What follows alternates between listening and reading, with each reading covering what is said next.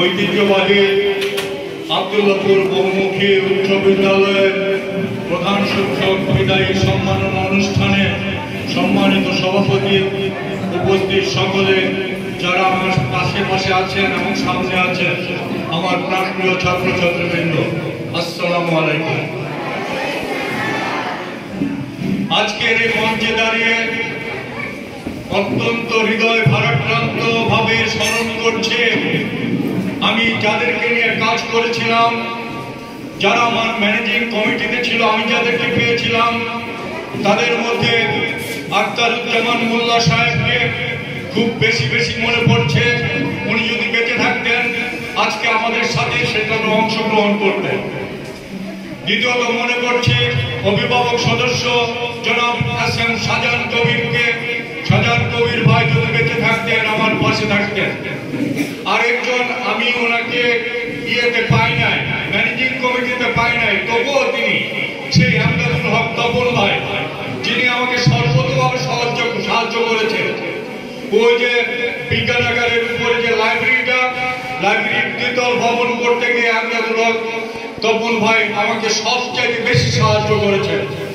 আমি গিয়েছিলাম আরশাদ আলী সাহেবের সাথে যোগাযোগ করার জন্য। আমার সাথে 2-3 জন ম্যানেজিং কমিটির সদস্য যাওয়ার কথা ছিল, তারপরে সর্বোপরি সব শেষে কেউই রাজি হয় না যেতে। তারপর আমি বললাম আপনারা ঠিকানা দেন, আমি ঠিকানা মাফিক যাবো। ঠিকানা মাফিক গিয়ে উত্তরাতে আরশাদ আলী সাহেবের অফিসে ঢুকলাম, ওনাকে সালাম দিলাম, পরিচয় দিলাম, আব্দুল্লাহপুর হাই স্কুলের হেডমাস্টার, আমি নতুন হেডমাস্টার।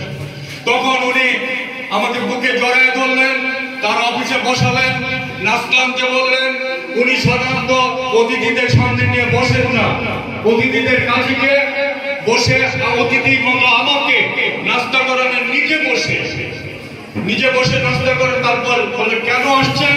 আমি বললাম আপনি যে বিজ্ঞানাগার করেছেন, এই বিজ্ঞানাগারের উপরে দোতলাতে একটা লাইব্রেরি করতে হবে, সুতরাং আপনি যেহেতু বিজ্ঞানাগার করেছেন ওই লাইব্রেরিটা আপনি করে দিবেন। উনি কথাবার্তার ভিতরে তপন ভাইয়ের নাম বলল, আমদাদুল হক তপন ভাই নামটা স্মরণ করে আমি আসলাম। তখন আমি আমদাদুল হক তপন ভাইকে চিনি না। তারপর আসলাম ইউনিয়ন চেয়ারম্যান জনাব আব্দুর রহিম সাহেবকে জিজ্ঞাসা করলাম তপন ভাই কি? আমদাদুল হক তপন ভাইয়ের নাম বলে আরে তপন ভাইকে, তপনকে আপনি ফোন দিয়ে জানেন আসবে আপনার সাথে দেখা করবে। তারপর রহিম বাবু পাশে ছিল, তপন ভাইকে বললাম এই কথা। তপন ভাই বলল সামনে আসতেছে বিরকা দিবে, মাঠে আসবে, আপনাকে নিয়ে যাবো। তখন তপন ভাই রহিম ভাইকে ফোন দিল, বলে আসছে, আপনি হেডমাস্টারকে নিয়ে আসেন। তারপর আমি রহিম ভাইকে নিয়ে তাড়াতাড়ি গেলাম। ওখানে সাথে কাসেম শাহজাহান কবির ভাইও ছিল, আখতারুজ্জামান মোল্লা ভাইও ছিল। ওখানে আলাপ করলাম, আলাপের পরে দোতলা ভবন উনি করে দিতে রাজি হলেন। সেই তপন ভাই কে দায়িত্ব দেওয়া হলো, তপন ভাই এটা করলেন। তারপর এই যে নিচে গেট ছিল আর ওয়াল ছিল ভাঙা, তৎকালীন সভাপতি আলহাজ নজরুল ইসলাম মোল্লা সাহেবকে আমি বললাম, বলে এই সামনের যে বিল্ডিংটা, বিল্ডিং এর যে ওয়াল সহ গেট আপনি করে দেবেন, আর বাকি আপনি পশ্চিম পাশ দিবেন, আমরা কমিটির মেম্বাররা পূর্ব পাশ নিব। একটা চালাকি করলাম, পূর্ব পাশে তো তেমন একটা দরকার নয় বিল্ডিং করা, ওয়াল করার দরকার আছে। এই দুই ওয়ালের সাথে সামান্য কিছু খরচ করলেই হয়ে যায়। তারপরে এদিকে 3-4 হাত বিল্ডিং করলেই হয়ে যায়। আর নজরুল ইসলাম সাহেব মোল্লা চালাক মানুষ, তো ব্যবসায়ী মানুষ, বুঝে ফেলেন ও হেডমাস্টার খুব চালাক। তোমরা পশ্চিমটা দিছে আমারে, পূর্বটা নিচে ইয়েতে পূর্ব দিকে সাধারণ এই যে রতন ভাই তো তখনকার দিনের সদস্য। তারপর এখানে ছিল দোতলা একটা ঘর, পুরনো 100 বছর আগে। আমি আসে জয়েন করলাম, একতলাতে ক্লাস করতে গেছি। ক্লাস করার পরে উপরে এত বড় ইট এসে পড়ছে মাথায়, আমার মাথায় পড়ে নাই, টেবিলে পড়েছে। তখন একটা বুদ্ধি করলাম, তখনকার দিনে যারা মেম্বার ছিলাম তাদেরকে নিয়ে বুদ্ধি করলাম, এখন কি করা যায়, এটা দুতল ভবন করতে হবে। আমাদের সভাপতি সাহেব তো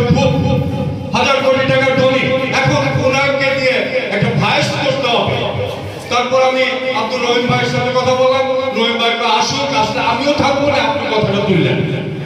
তারপর আখতারুজ্জামান মোল্লা সাহেবকে বললাম, আর এহসান শাহজাহান কবির সাহেবকে বললাম, আমি এখানে কিছু কথা বলবো, আপনারা শুধুমাত্র আমার সাথে হা হা করবেন, হেডমাস্টারের কথা শুনে।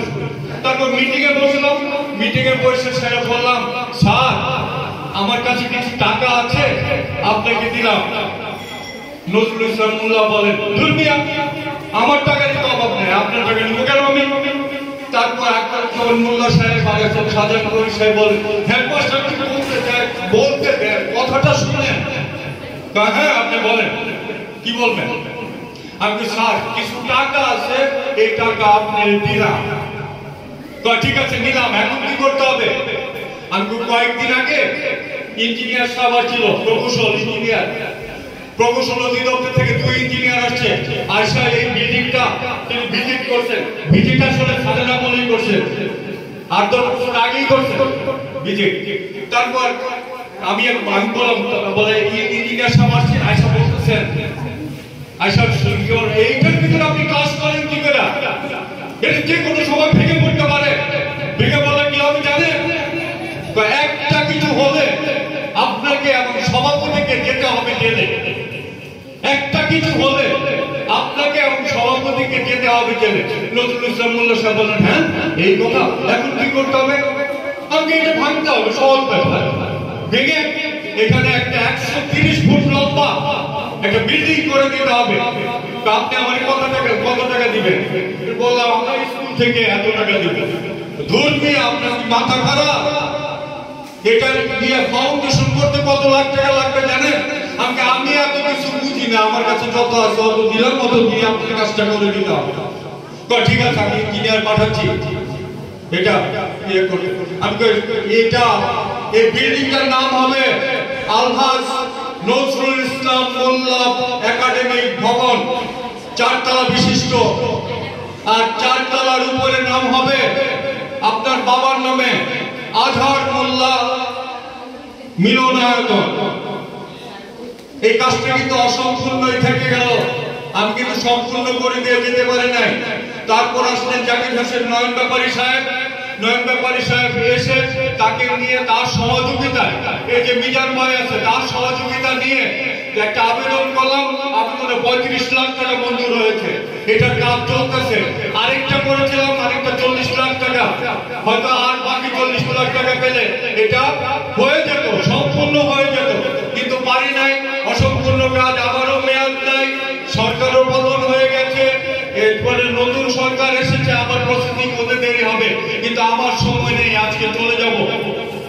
এই চলে যাওয়ার পথে আজকে যে নেতৃবৃন্দ উপস্থিত আছেন আব্দুল্লাহপুরে, আমি তাদের কাছে স্বনির্বন্ধ অনুরোধ রেখে যাব, এই বিল্ডিংটার নাম আপনারা লিখে দিবেন আলহাজ নজরুল ইসলাম মোল্লা একাডেমিক ভবন, আর 4 তলায় লিখে দিবেন আজহার মোল্লা মিলনায়তন।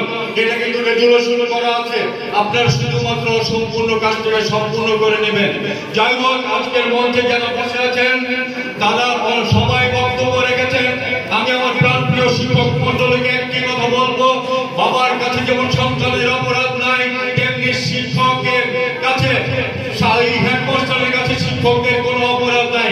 সবকিছু আজকে আমি যাওয়ার আগে এই স্কুলের ভিতরে শেষ। বরঞ্চ আমি একটি অনুরোধ করব, আমার কথাতে যদি আপনারা ব্যথিত হয়ে থাকেন, আপনারা যদি দুঃখ পেয়ে থাকেন, আপনারা, আমি হাত জোর করে অনুরোধ করছি, আপনারা আজকের মঞ্চে আমাকে ক্ষমা করে দেবেন, আপনারা দোয়া করবেন, আমিও আপনাদের জন্য দোয়া করব। আর মঞ্চের সম্মুখে আমার প্রিয় ছাত্রছাত্রীরা বসে আছেন, সংখ্যায় কম হলেও তোমাদের কাছে একটি কথা বলবো, বাবার মতো শাসন করেছি, বড় ভাইয়ের মতো শাসন করেছি, হয়তো তোমাদেরকে একটি রক্তচক্ষু দেখিয়েছি, বিভিন্ন সময় মেরেছিও। একটি ছেলেকে মারতে মারতে আমি নিজেই ব্যথা পেয়েছিলাম, ছেলেটা আছে কিনা আমি জানি না। তবে তোমাদের কাছে বিদায় মুহূর্তে একটি কথা বলবো, আমার যদি অন্যায় হয়ে থাকে, আমার যদি অপরাধ হয়ে থাকে, পিতার মতো মনে করে আমাকে ক্ষমা করে দিও। আর আমি তোমাদেরকে নামাজ পড়ে দোয়া করব, তোমরা মানুষের মতো মানুষ হও। একটা জিনিস মানুষ হতে বেশি চিন্তা করা লাগে না, প্রতিদিন শোবার আগে তুমি চিন্তা করবা আমার বাবাটা কি করেন।